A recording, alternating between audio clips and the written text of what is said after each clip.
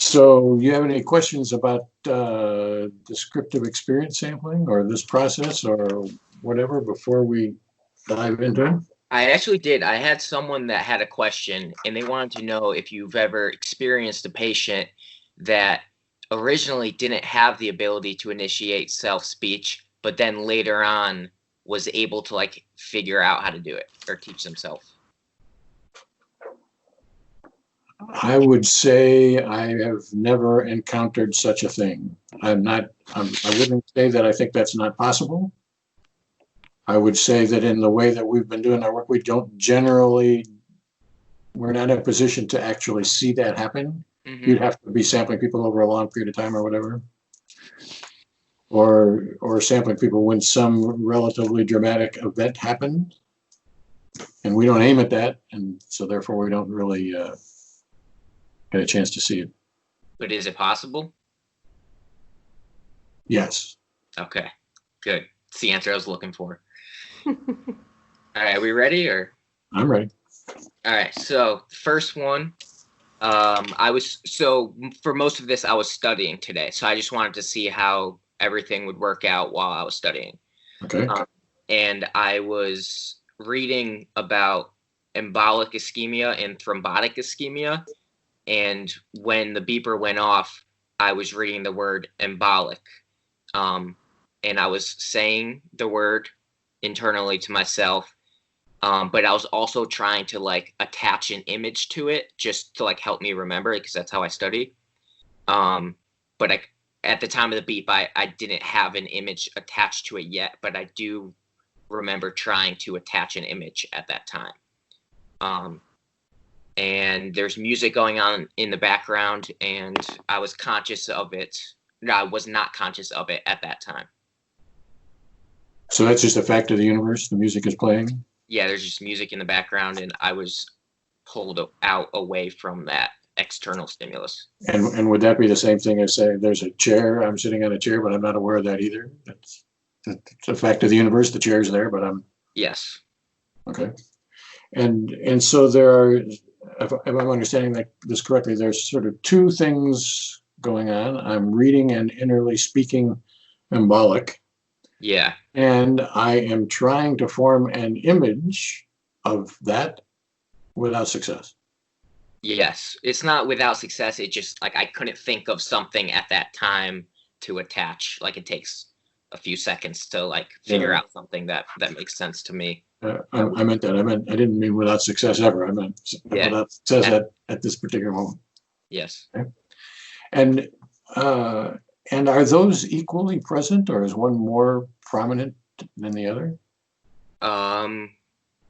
Definitely me verbalizing the word, because I was reading the word embolic when it beeped. It was like a sentence in my notes.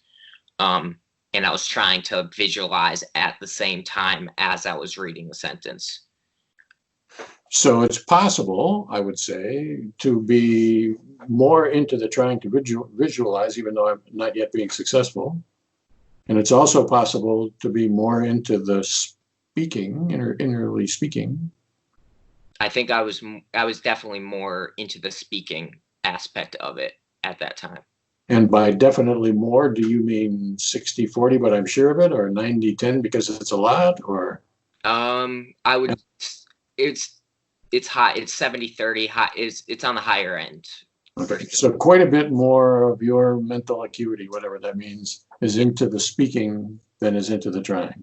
Yeah, usually like an image will pop up while I'm reading it organically instead of me like having to search for something to attach to it.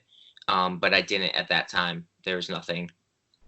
I knew what it was already, so like I didn't really have to put much mental effort into it. So I don't think I was really reading the sentence with as much focus. I was probably just skimming instead of actually like trying to put a lot of mental energy towards the studying at that time. Okay. And so so I'm speaking embolic ischemia. Mm-hmm. And at the moment the beep catches me in embolic. Mm-hmm. And do I understand myself as speaking that whole sentence, the whole sentence that I'm reading, as opposed to just So it's not like I've singled out this word embolic and I'm saying just that. I'm saying the whole sentence and the beep happens to catch me. Correct. Okay. And I understood you to say this is in my own voice. I'm speaking. Yep, in my own voice at the same pace that I would read out loud. And so is this experience, I'm basically reading out loud, except the words aren't coming out of my mouth? Correct. Okay. I And know, the same. I know that, like, when you read, you're not supposed to read every word individually, but I do that, and it's a slow process, but I've always done it, and I can't do it the other way. Yeah, some people do and some people don't. And most people who think they know about what most people do, I think probably don't really know. But so was there any particular inflection of this, or am I just reading sort of as a matter of fact? Yeah, I was just reading it in my own voice. I might be able to find the exact sentence and read it to you. How? It's probably not necessary. Okay. Unless there's something in particular about the sentence. No, there's nothing that stood out really. It was pretty a relative experience for me. Okay. And then, so let's turn our attention then to the part about trying to form an image. And what I understand so far is that I actually apprehend myself as trying to form an image. That I'm working at it, and that's before the footlights of my consciousness. Is that Yeah, right? so I'm aware. So I'm reading at the same time as I'm trying to get a visual. So like I'm searching my brain for like something that reminds me of what an embolism is, and at that time I didn't reach that. And is there anything more to be said about what searching my brain? What that means? I think so. I was trying to differentiate the difference between an embolism and a thrombus, and I was trying to visualize like something moving in a blood vessel as opposed to something that's stationary in a blood vessel. So I was trying to get an image that was memorable, and by searching it, it's probably just something that I've seen, whether like a video or something of like an animation of it. So I was just trying to search for something similar to that. So searching could mean I'm looking for something, but I'm not seeing anything, or it could mean I'm get a glimpse of this and that's not right, and I get a glimpse of this and that's not right, and I get a glimpse of that other and that's not right, or I get a sort of a hazy image and I want to elaborate it, but it's not yet being elaborated. Yes. Something entirely different from any of those. No, I completely understand that. So it was hazy at that time. So like I was trying to like get more definition to the image. So like I knew where I was going with it, but I didn't reach the final destination. Like I didn't know exactly what I wanted, but I knew the infrastructure of the visual that I needed, if that makes sense. And that description would make it seem like this is actually a visual experience. I'm seeing something. It's hazy and it's not yet differentiated or whatever, but it's a visual experience. Because trying actually is ambiguous enough. I could be trying and have absolutely no visual experience at all. Yeah. But I understand you not to be saying I'm trying and I'm creating something visual. It's just not yet adequate. Imagine like clicking on a picture on the internet and you have slow internet service and it's slowly coming into picture, or like you're shaking a Polaroid picture, but it's like the early stages of the Polaroid picture. So like I know that it's going to be a picture eventually, but I haven't reached that point yet. Okay. So it's there. And the distinction that I want to be as clear about as we can, and this is only our second sampling day, so we've got some imperfections in our communication so far. Mm-hmm. And that is, when you say I know that it's coming, does that mean I see it coming in my imagination, or does that mean I have some cognitive understanding that sooner or later this thing is going to come, but there's no real visualization involved? That's a good way to put it. It's more the latter.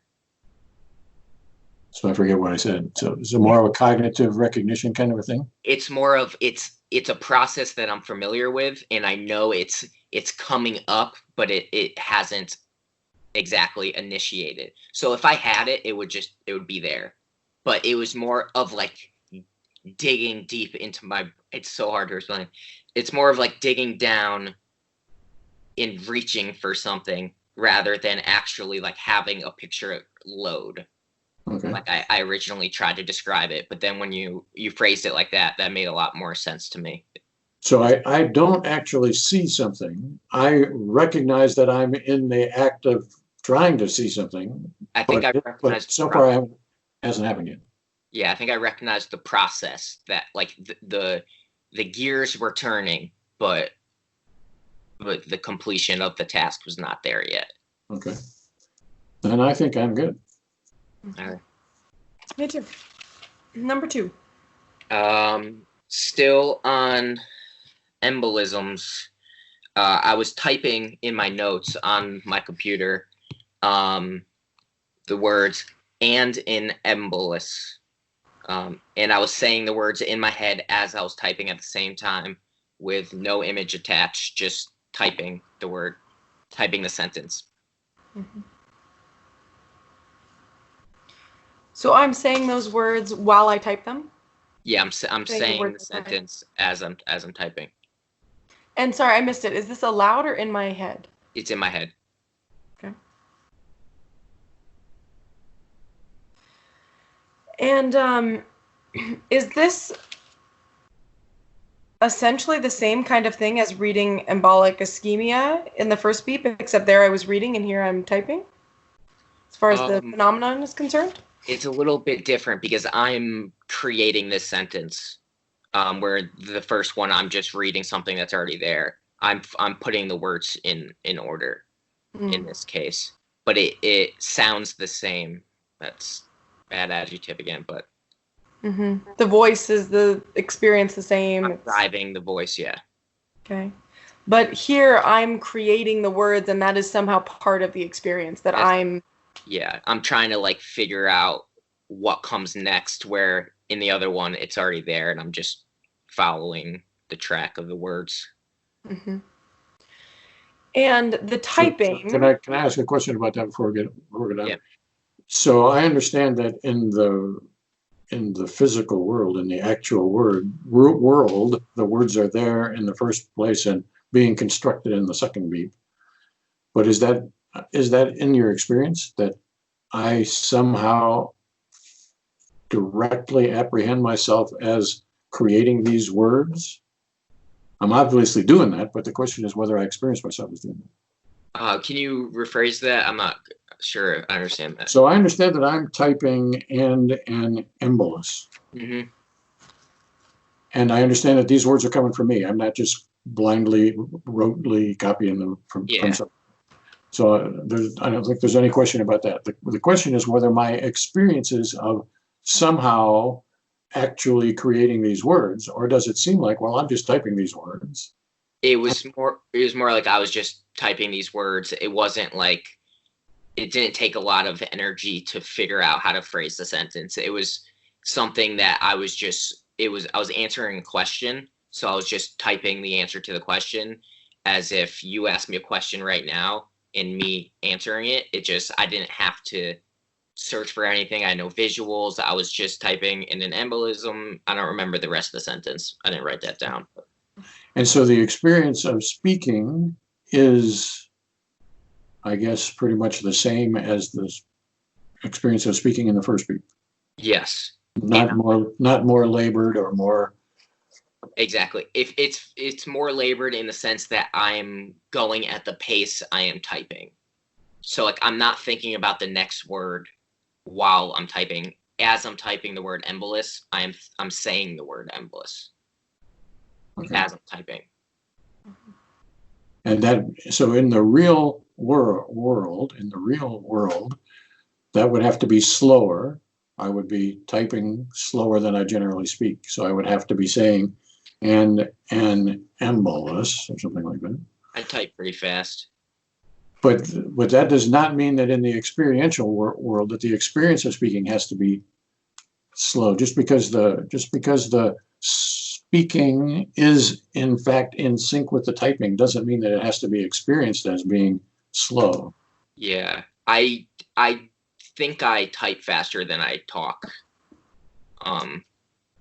So it was probably more in line of how I would actually speak than it was not. So it's not like I was like saying "and" in embolus. I was saying the sentence fluently as I was typing each word. So basically, the reason I'm making this point here, I guess, is at least in part as a forward-looking thing. I want us to what we call bracket, the presumption that the rules of the physical world apply to the rules of the experiential world. Mm-hmm. It is entirely possible to have the experience of speaking at this rate, and I know that I'm typing down what I'm typing, and I can't possibly keep up with this rate, and yet I experience myself as speaking at the same speed as I'm typing. It's possible. Yeah, it was definitely at just whatever I'm speaking right now. It was at this rate, Okay. and it was fluent. I wasn't like stopping between or slowing down to try to like catch up while I'm typing to how I'm speaking. It was all fluid and simultaneous. I typed for a job for 2 years. I worked with a doctor, and every time he saw a patient, I had to type up his medical note. So I learned how to type really fast. So I'm not doubting that for a moment. What I would like us to recognize is that even if you weren't a fast typer, it is quite possible to understand yourself as speaking fluently, even though your typing is slow. Yeah, I don't think that's the case here, but I can see that. So I'm going to leave this, but I want to say one more thing. But the bottom line is we're interested in your experience. We're not interested in the connection between your experience and reality. Okay. And I understand that in this particular case, regardless of whether the typing is fast or slow, that your experience is of speaking fluently at your normal speaking rate. Yeah. So my experience was I was speaking at my speaking rate as I would be talking. That's how I experienced it. Okay. And then about the physical act of typing, is that in your direct experience, or is that just sort of going on automatically? Yeah, it's muscle memory. So as far as my experience is concerned at this moment, I'm just saying to myself and an embolus while I type it. Yeah. Okay. And I've understood you to be saying this is a speaking experience, as in I experience myself producing the words, speaking the words. And yes. I think that last time we kind of started to flesh out the distinction between innerly speaking words and innerly hearing words. Mm-hmm. Do you remember that? I think we said it's something like speaking is like speaking into a tape recorder. Hearing is like hearing your voice played back. I was speaking this time. This is a speaking. Okay. Yeah. Great. Me hearing is typically when I'm like daydreaming and like I'm not trying to initiate any type of speech. Where here I'm typing and I'm trying to type what I'm saying. So like when I write, I like to write in my own voice. So like I try to speak like I'm speaking when I'm writing. So when people read it, they like hear my voice, if that makes sense. So I actively try to speak in my own voice when I'm writing or typing. So what I would say about that is that was two aspects of a self theory. This is what I like to do while I write, and this is what I like to do when I daydream or something like that. Mm-hmm. And I'm not disagreeing with that self theory, but I want us to set it aside. That's part of the bracketing thing. We will discover that that's either true or not, or maybe we won't discover it one way or the other. But let's set that theory aside as we move forward. Remove my bias from my experience. Right. It's a challenge to do that because it is. It's all I know. That's right. Exactly. That's right. And I'm not sure that I understood what the middle word was in this in what you said. Is it and an or and in? A-N. A-N. Okay. Got it. Are we on to the 3? I'm good. Number 3. Okay. So I was having trouble trying to get a prescription from my doctor today. So I have a doctor in South Carolina, but he can't prescribe medicine across state lines. So like I was in constant communication throughout the day trying to get that issue resolved.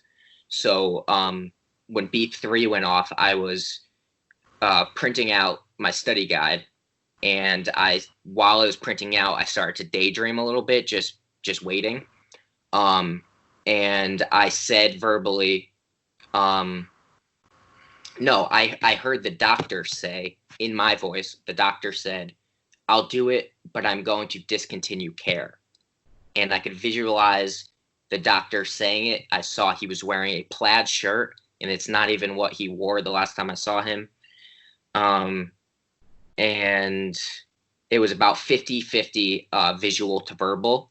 So I was hearing what he was saying, almost like pressing play on the tape recorder.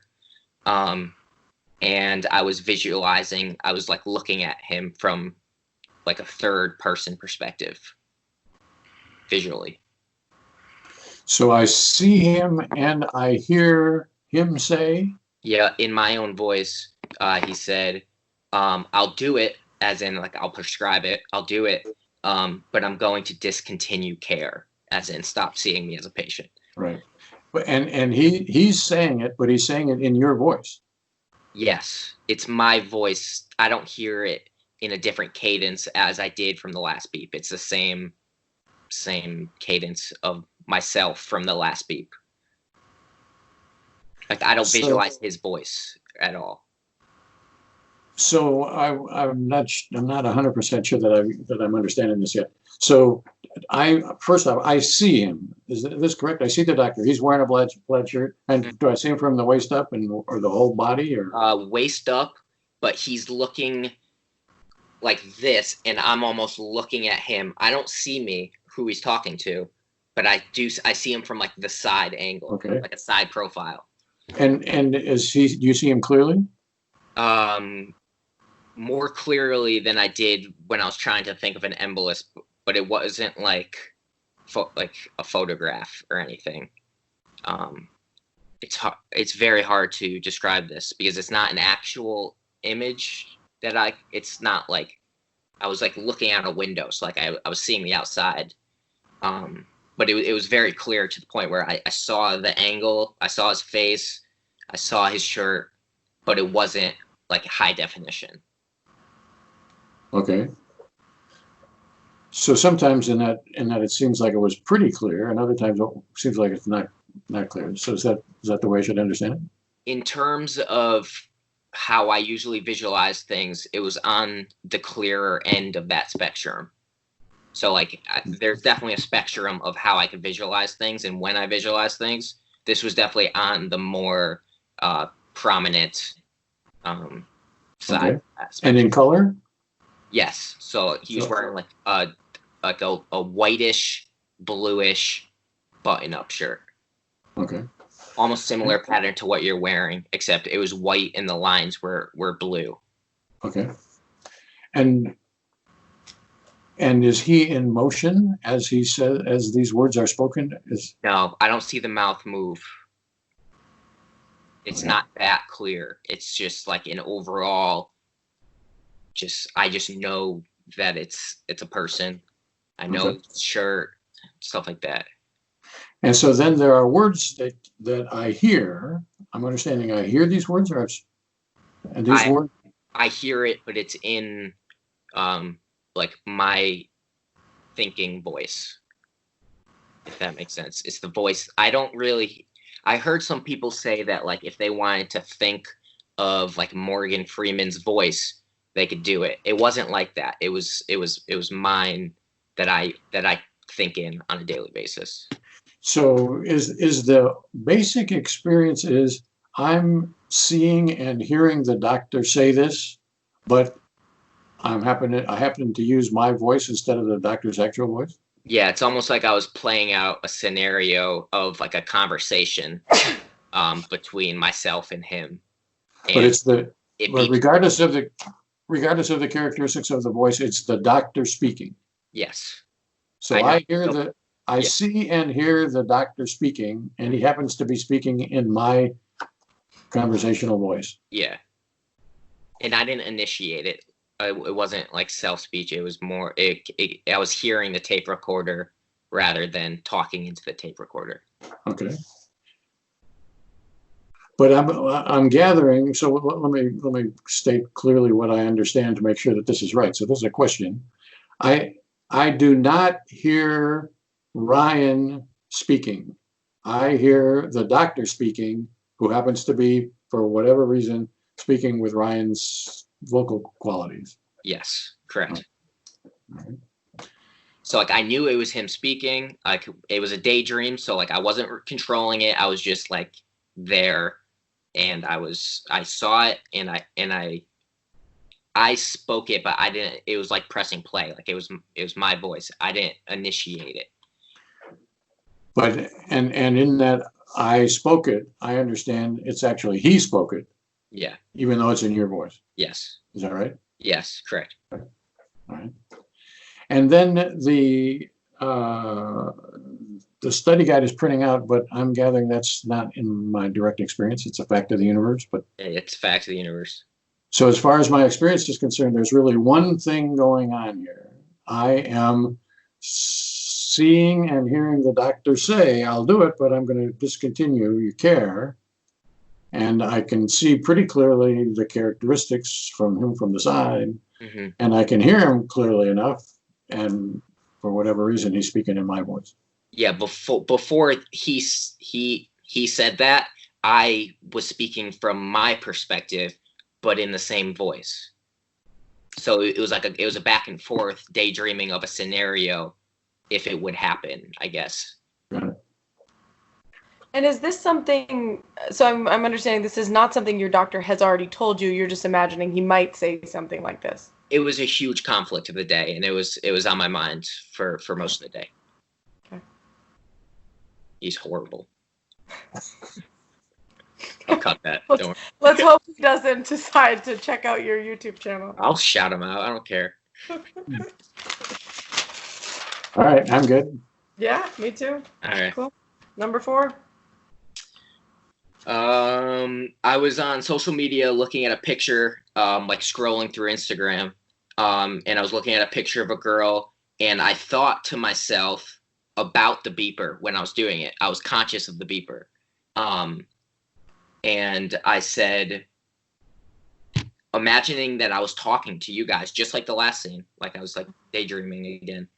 And I said, I was looking at a picture, answering your question of what were you doing when the beeper went off?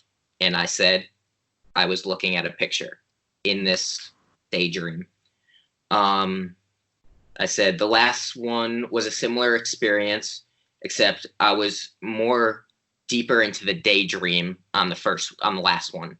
This one, it was just like a quick little thought that popped. There's no visual really. Yeah, this one had no visuals. I just said it, not really initiating the words, so it just kind of flowed out. And then the beeper went off in the middle of that sentence. Okay. Those were my Okay, questions. so let me see if I got all of that. So you are scrolling through Instagram. In this exact chair right here. Okay, and you are at the moment of the beep. Are you looking at the picture of the girl? I'm looking at the picture, and I was like aware of the beeper. I'm like, this is gonna be weird if the beeper goes off. And then I stimulated the visual of me talking to you guys, and then saying, I was looking at a picture. Okay. And but I understand there wasn't actually anything visual, like you didn't see us. No, but you experienced yourself speaking to us. Yes. Is that right? Yeah. And while this is looking at the picture. So like go ahead. No, that's it. Okay. So it's as if I'm speaking to, I guess, me and Dr. Hurlbert, but you don't see us. No, but I know it's directed towards you guys. And is it specific, like you guys, like both of us, or is it one of us, or it's just this situation? Yeah, it's this situation where it's what I know, like we did it last time, so like I knew how to experience it. Okay. So it's as if I'm in an interview answering our questions, just like this. Yes. And I say, quote, I was looking at a picture. Yeah. And it happened after I became aware that it would be weird if the beeper went off while I was like scrolling through Instagram, and then it like went off, and like I created the scenario after that. Okay. And so in our timeline, did we use this last time? Yeah. Here's time marching on, here's the beep, right? And then the beep's going on, and then you turn it off and time continues. In the middle of the sentence. So I want to understand where the awareness of the beeper comes in. So is it like I'm scrolling through Instagram and I'm looking at the picture, I'm thinking, oh God, it'd be weird if they asked about this one. And then I start imagining answering our questions? Yeah, and then it beeped. Okay. And so does that mean, sort of like I showed here, that the thought about the beeper and like, what if I get beeped here, that has kind of come and gone? Mm-hmm. Okay. Correct. So that's come and gone, and now I'm just in the daydream of saying it to us. Yeah, it's not like I was just staring at like one picture for like a long time. I was scrolling through and like stopping and looking at each picture, and like within the 3 seconds that it takes me to look at a picture, all of that happened. Okay. But what the beep catches is me saying I was looking at a picture. Mm-hmm. Because I created the scenario of what would happen if it beeped right now. This is like, I'm not studying. Nothing's really going on. Yeah. Because you don't see us, but are we somehow present to you? Yes. Like I feel the presence, but there's no visual attached to it. It's just me just talking to myself, some would say. Mm-hmm. And so does that just sort of mean, well, I'm saying it to them, so therefore they're present to me in some way? Or I'm saying it to them and I somehow experience their presence, even though I don't see them? No, I felt the presence, but there's no visual attached to it. Okay. It wasn't like a strong feeling of you guys looking at me. It's just like I was conscious of the surroundings without actually seeing the surroundings. Just like if you're laying in bed, you're like aware of your bedroom, but like you're not like you don't have to like visualize it to see it. You just know that like where your dresser is located. Like I knew that you would be in front of me, but like I didn't see it. Okay. This one's hard to explain as well. So I'm somehow like I'm present to me, or I'm aware of this interview situation. Is that right? Yeah. Which includes us, but it's more than just us as people. It's us as interviewers in this situation. Correct.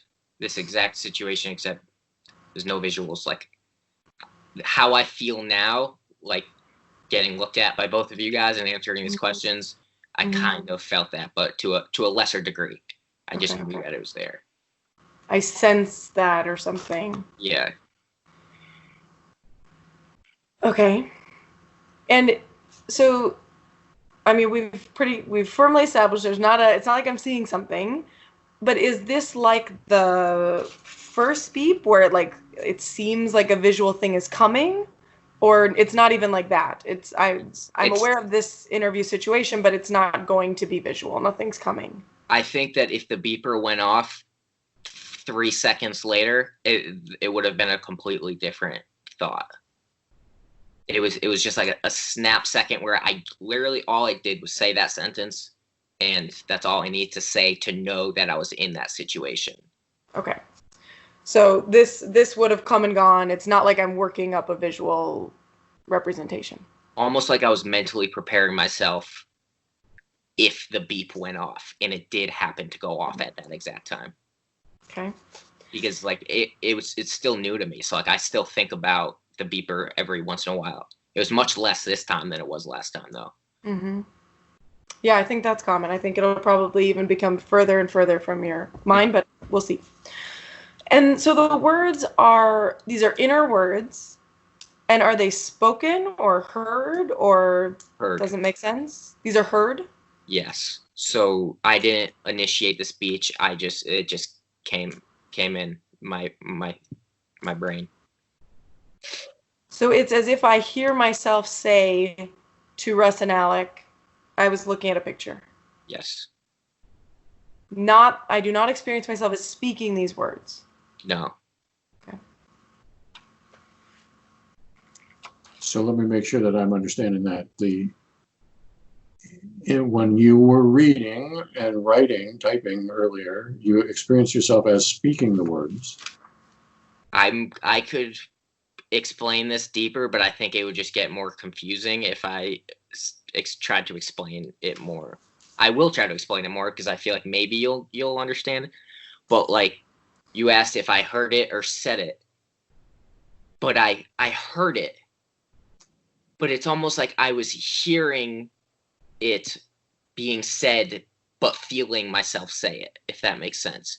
So it's like it's layered to the point where I was daydreaming about saying something. So like I felt the fact that I was saying something, but I didn't initiate any of these words. It just came out. So the question here is not about the initiation. It's about whether this is a phenomenon of hearing or a phenomenon of speaking. Correct. So I was... And we've established, so what I was going to say is we've established that your voice can be apprehended in both ways. Correct. In the first beeps, you were speaking while you were reading or writing. Yes, like when I was... And then in the third beep, you were hearing your voice as if it was spoken by somebody else. So your voice can be heard. That I understood that to be I'm hearing my voice. The doctor is saying I'm going to discontinue his care, whatever that was. But that was as if it was coming in my ears rather than coming out of my mouth. Yeah, this was more of like a third person experience where I was putting myself in a situation, and the situation was this right here, and I was saying it, but I didn't, in my own like physical, like that exact moment, I wasn't initiating the speech, but I knew at that moment that like I was putting myself in a situation where I would be saying it. It's very confusing and layered. So it sounds to me like maybe there is no good answer to this question. Speaking and hearing is not, in the real world, is a very different two very different things. But in the experiential world, sometimes there's not a distinction to be made. I think the way I am like differentiating those two is if I am initiating self-speech and that's me speaking, or if I'm not and it just the speech is just coming out organically without me trying to think about what to say. It just comes out. So that's a good distinction, but I would not call that the distinction between speaking and hearing. I would call that the distinction between something like feeling the initiation and not feeling the initiation, and keep that separate from speaking and hearing. Okay, put that in brackets because I think that's the best way to describe it then about how this is happening. Well, I think it's possible that you could have words sort of rolling out as you're kind of describing. There's no effort. I have no presentiment of what I'm going to say. And even though they're rolling out without effort, I still experience myself as the speaker. That's possible. So I don't think we should default to just because it's not effortful or initiated that it must be heard. Okay. Right? Okay. So going forward, whenever I said in the past that I was hearing, it was more so I wasn't putting in the effort to say it. It was rolling out like a daydream. I didn't put any effort into it. My mind was wandering and it came out. Where sometimes I initiate the speech talking to my own self. Instead of talking out loud, I talk in my head. And how about in the doctor who's discontinuing your care? Is that here? Does that sound like hearing? It felt more like a rollout in the other situation, but attached to the image of the doctor. So it's not like there's a perspective and I hear the voice coming this way towards me. I still see the person, and it's almost like I'm talking to that person, but I just knew that it was in their perspective. You got your hands full. We do. Well, that's good. It's only day 2. Like, yeah. And it is exactly why we have to struggle at these things, because I don't think we have cleared this up. I think what we've done is we've maybe muddied the water. well, I don't know about muddying the waters, but we've complicated the waters. I would say that. And sooner or later, we're either going to figure this out or we're not, and that's fine with us. We're not especially concerned with whether things are spoken or heard. One of the things that makes the conversation worth having is that it focuses you on your experience. Well, what exactly do we mean by experience? And we've made some fairly remarkable claims in the half an hour that we've been talking together here. We've been saying, well, that's a guy speaking in my voice, and you know, there's Yeah. and I can speak it. I can speak in sync with my very slow typing, and yet it seems like I'm speaking at a natural rate. Those are pretty amazing claims that we're just sort of tossing out there at this moment. I think I don't have an issue like remembering or recognizing my experience. I have difficulty translating it to like layman's terms, to like where people like they're not experiencing what I'm experiencing. So I'm trying to describe it as real events as much as possible to like put it into perspective. Right. But it's still and that is what makes this task that we're engaged in an interesting thing, because you're trying to put into words something that you A, have never had to put into words, and B, translate it into words that we will understand, and that we have to understand it your way, which means there's no guarantee that the words that you would use would have the same definition exactly or even close as the words that we would use. So we have to work that out. We have to test and you have to test our every word basically until we finally figure out what we're talking to each other, and that can take half a dozen or more sessions. All right. I think we're doing well. When you guys describe it in ways that you've probably talked to other subjects about, it makes more sense to me, because like you've described it before to other people, so like you know how to explain the certain experiences where I've never had to explain this before. So I think that's exactly right. It's our job to be helpful and helping you speak in a way that we can understand, basically. Yeah. Cool. Okay, on to the next. Well, one last question about this one. Okay. I was presuming, but from what we said, and this is a question as well. So the girl, your eyeballs were still aimed at the girl. Were you experiencing her, or had you left her in favor of this? Yeah, I left the image. It's not like I was like analyzing the picture by any means. I was mindlessly scrolling through social media, and then it happened while I was doing that. And so you are scrolling, and your eyeballs are aimed. I'm coming in and out. And at the moment of this beep, are you out? Yeah. Or whatever you want to call it. I'm into my own thinking about that. Yeah. Not really processing what's out there. I'm more inward than outward at that time. And the question there, does more inward mean I am entirely inward at this particular moment? No, because I am aware that I am looking at the picture, because I wouldn't have had that thought or experience if it wasn't because of that. So that would be an analytical, theoretical view from my point of view. So the question is, at the moment, do you experience the girl's picture? I don't remember. Okay. Then I'm good. Yep, me too. Number 5. And here again, I would say just parenthetically that what we were just talking there is a distinction between what's happening in the physical world and what's happening in the experiential world. Mm-hmm. Clearly, it's the case that you had seen the girl, and the girl had caused you to have this kind of thing or whatever. But whether that was before the beep or whether that was in your experience at the beep, that's the issue for us. Yeah, I'll keep that in mind going forward. Number 5.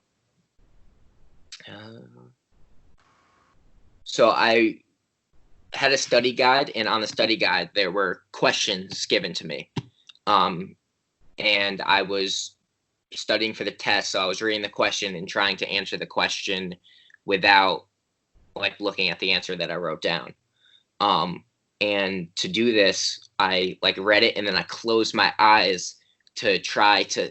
I have a good spatial memory, so like I could tell where in my notes I wrote down the question. So I closed my eyes and then it beeped while I was seeing the paragraph on the paper that had the answer in it. I didn't come to the answer yet, so like I didn't know the answer to the question. I was just honing in on my notes and where in my notes the answer was. And sometimes it takes it takes time to actually like trigger the memory of what the answer is. Okay. So the sometimes portion is not what we're interested in. We're interested in this particular beep. And what I've understood so far, is that at the moment of this beep, I am innerly seeing. I am seeing the page on which this answer is going to appear, but I so far haven't seen the answer. Yes, I haven't seen the answer. I could see like almost like the block. I can't see the individual words, just like the block of the paragraph that the answer is in. I remember typing it, so I remember seeing the paragraph on the paper. I knew it was in the bottom half of the paper. I could spatially tell. It's not a clear picture of the paper. It's more of blobs of spatial awareness of like where it is on a paper. But like I don't actually see the paper, if that makes sense. It's more of I know where it's located without actually seeing a physical piece of paper or the physical words. It's just where it would be spatially on a piece of paper. Okay, so there's a fair amount of ambiguity in that expression, and it's our job to try to figure that out. I'm ready for this. So is this a cognitive thing, as in I am aware that this is 3/4 of the way down the page? That would be sort of an analytical deal. Or is this a visual thing? I am seeing a page, and I'm in my imagination. I'm seeing what's roughly 3/4 of the way down the page, but I haven't elaborated the text, and so I'm seeing some physical features of the page, even though I don't see enough to be able to see the answer yet. Yes. So I would never get to the point. Like it takes time to like for it to develop again. I would never see the full paper ever. It would never get to that point. But it does take time to locate it on. Can you explain what you just explained for the first part? I will. And this is a tricky thing here. So the question is my experience at the moment of the beep one of seeing a page that is not elaborated, not very elaborated, but my experience is of seeing it. I see a blob here and a blob there, and so that's a visual experience. Mm-hmm. Or is my experience one of cognition or knowing or something? I know that the answer is most of the way down this page, even though I don't see anything about the page. There's a lot of things that I know. I know that the Potomac River goes through Washington or around Washington or whatever. I'm not seeing that right now, but I know that. Can it be a combination of the both? It could be, or it could be something entirely different. So like I knew that it was a third down the page, so then I visualized the page. So the question is your experience of knowing that it's a third of the way down, or of seeing the unelaborated page, or both, or neither? It's both. So I knew it's a third of the way down, and then the picture, I had to form the picture to find the answer. Okay. And in our timeline, does that mean that I know it's a third of the way down, and now I form this unelaborated picture and beep? Perfect. Yeah, and exactly. So that would mean is at the moment of the beep, which is this moment right here, I am seeing this unelaborated page. And the cognition was beforehand. So the alternative to that is something like, well, I know it and I'm thinking it and I see it and I both know and see it at the same time, and that gets caught in flight by the beep. So the me knowing that it's a third of the way down is right here. I start to form the image, beep. So at the moment of the beep, it's just the image. It's Okay. where I could visualize that block. So I have to locate it, and then I'll visualize like the shape of where the answer is in. So it's not necessary. I don't necessarily see the answer like word by word. I see it as a shape on the paper, and then I will remember typing it. But at that point, it was just the blocks. It was the block. Okay, so by that analysis, I would say that at the moment of this beep, this was a visual experience. The cognitive experience has sort of come and gone, and now I have the visual experience, but the visual experience isn't yet elaborated enough. I could say, well, beep me a couple of seconds later, and I could read the answer back off to you, but that would be after the beep. At this particular moment, what I've got is I'm seeing a page on which I presume the answer is going to be there, but my experience is of I'm seeing the outliney schematic of the page where the answer is going to come. Yeah, so I didn't know the answer yet, but I knew that that's where I needed to look to find the answer. And not only did you know that, but you saw that. Is that correct? I saw the thick. I could tell that the answer was in this thick part. Like this part's thinner. So if I wanted to know the answer, I would know that it's in this part right here, and then I would try to visualize that, and then I would remember. And does that mean I see a thin part and I see a thick part? At this point, it's just the thick part at the bottom third of the page that. So at this moment, I see incompletely or inchoately or schematically or whatever the bottom third of a big block of text, and that's my experience at the moment of the beep. And I can say, well, I think that's where the answer is, and I'm visualizing this because that's where the answer is going to be, and sooner or later I'm going to read the answer off, and then I'm going to know what the answer is. But my experience at the moment of the beep is an unelaborated image. Yes, at the moment of the beep, it was a block. It was a paragraph shape, and it wasn't vivid or anything. It's just it was a block of words without like a true image, like a high def image. It was a blob. But a seen blob, not just a known blob. Yeah, I was seeing it. Okay. And I would, that's great. And I would point out how long it has taken us to get to what your experience is here. And this is by no means a criticism of mine. It is what we were talking about before. We have to sort through what your vocabulary means to you and what our vocabulary means to us, and how we can bring those into some kind of commensuration, if that's a word, with each other, so that we can connect with what we're talking about. And that takes time and work, and most people don't do it. And as a result of that, people end up, you stuck in your world and we stuck in our world, and not really seeing what the other half is like. Mm-hmm. But I'm good. Can I don't want to beat this horse to death, but no, it's fine. I worried at the end of this that we had sort of driven out the where the paragraph is aspect a little too much. Like, it seemed to me that you're really trying to convey, like, no, it's about where on the page it is. That's what my experience is about. Not so much. So I understand that knowing is the cognition part is not there at the moment of the beep.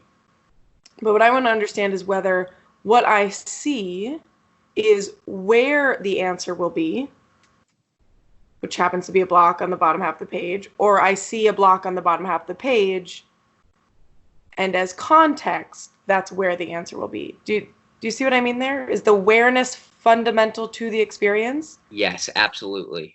I need the awareness of where it is on the paper to know the answer. It's less so about the blob. It's just me knowing where it is on the paper triggers the memory of what it looks like, where the answer is on the paper. So it's not so I'm getting the answer from the shape of the blob. I'm more so getting the answer from where it is on the paper. Mm-hmm.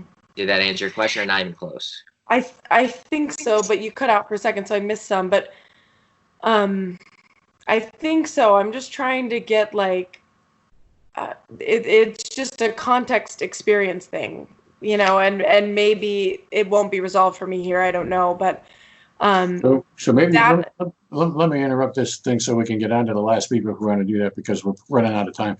And what I would say about this particular beep is that since we were not particularly clear about what was this far before the beep and this far before the beep, I think maybe we can't answer the question on this go around. The question that Alec is trying to get to is a good question, but I don't think we're going to be able to get to it on this beep. Yeah, it's just more of a process rather than it is like what I'm experiencing that snap moment. Like it's a huge, it's not a huge process, but it's a multi-step process to find the answer. So like when you're asking like what's happening at that moment, it's a time thing. So like I don't know how to take a picture of that exact moment that's happening and explain that to you.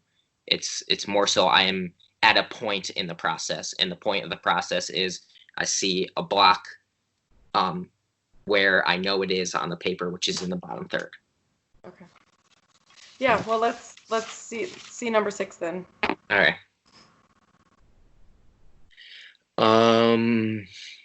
Okay. The doctor that I was talking about, beep 3, responded. What? I said your favorite doctor. Oh, that guy.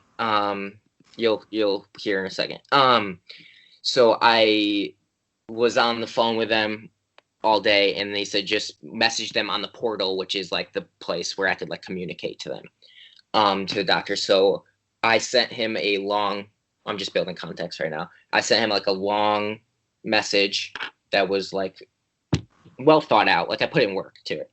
And then he just responded with like a one sentence that said, "Best of luck. I'm not going to send a prescription over state lines." That's all he said. And what happened in that moment was I was typing back. I was halfway through a sentence trying to think of how to phrase the sentence without sounding like I wrote in my notes a condescending asshole. Because like I was feeling like anger at that moment, and I was trying to like control the anger while I was trying to figure out what to say back to him. And the context of what I was saying was about neglect and like neglecting patients, and I was trying to figure out how to phrase it in a way that was not rude, because that's all I kept thinking about. Okay. So I'm trying to think of what to say back, and it's going to be something about neglecting patients. Yes. But I'm also trying to say it in a way that's not like an asshole. Yeah, correct. Okay, and am I also, you mentioned something about feeling angry. So I understand that message from your doctor would certainly make someone angry. And now I want to know, do I experience that anger? Like, do I feel angry in my direct experience at this moment? Yeah, I have to like control, because the anger is dictating the phrasing of how I'm trying to write back to him, and I'm trying to like push that aside to think of something that's more nice to say or professional. Okay. And does it seem like I am in a sort of emotional state, and my trying to think of what to say is like driven by some anger going on, but I don't really have a feeling of anger, or I am angry and I feel angry. There's something present to me, a feeling of anger, and I'm doing this, figuring out what to say. Yeah, I'm feeling the anger, and the way I write is just like I explained in one of the other beeps about how just words flow out and then I type those words. I call it stream of consciousness. Whenever I write, for the most part, it's stream of consciousness where it just kind of flows out and I just type what I'm thinking. It was like that, except I did not like the stream of consciousness. It was rude. I was being an asshole.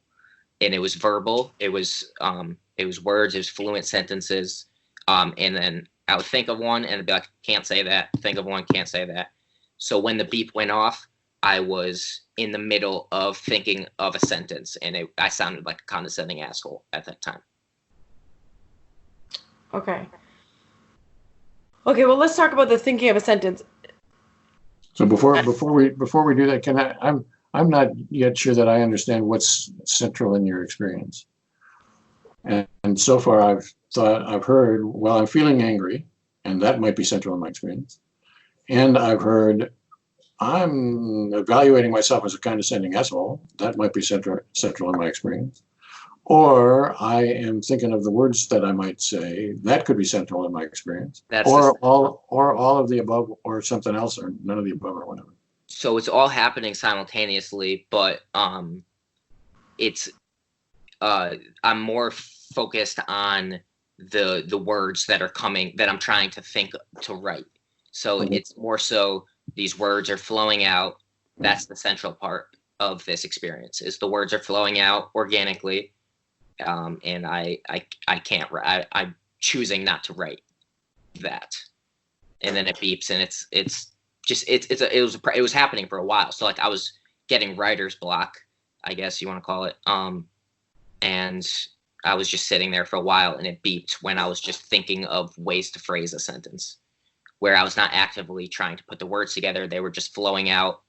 And I think that was attached to the anger, where it was flowing out against my will of ways that I should not be talking to a doctor. Okay.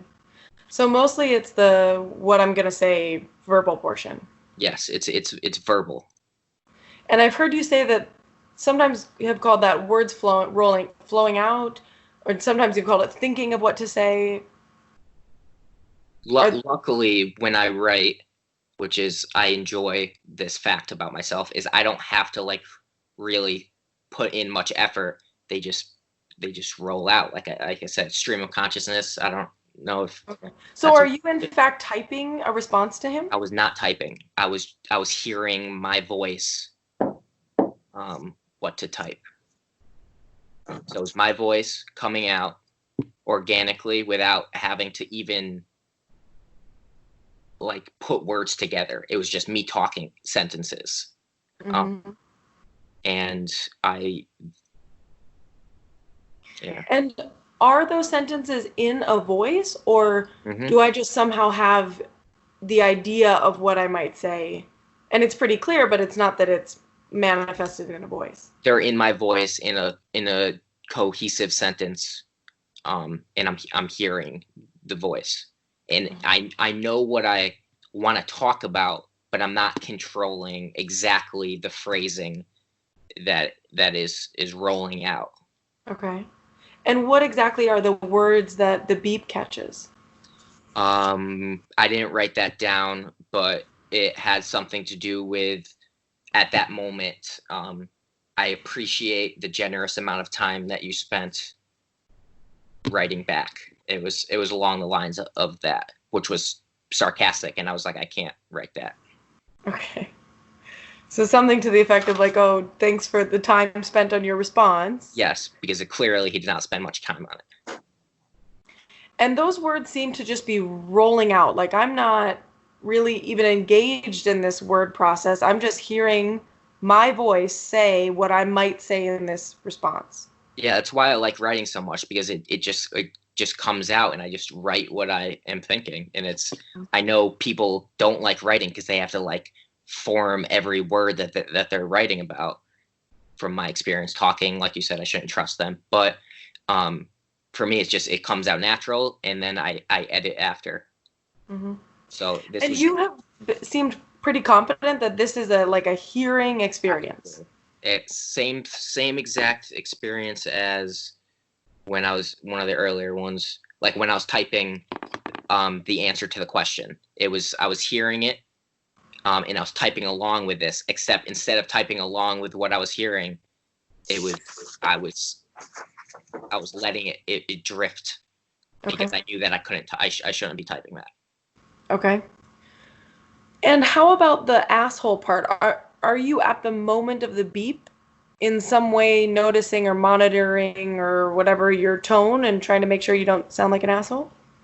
I would say that the asshole feeling would happen. So I would think of a sentence, and then it would be blank, and then I would feel like an asshole. I wouldn't say, "Hey, I'm an asshole." So I would hear the words, feel like an asshole.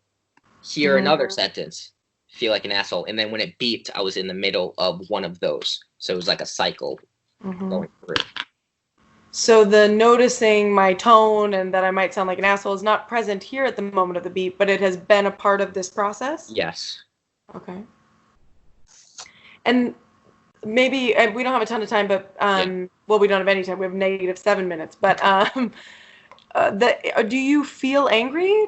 Does it make sense to say that there's something else in my experience at this moment, and it's a feeling of anger? Or really, I'm just in this, I'm making angry, sarcastic comments at this guy. No, I'm feeling the anger.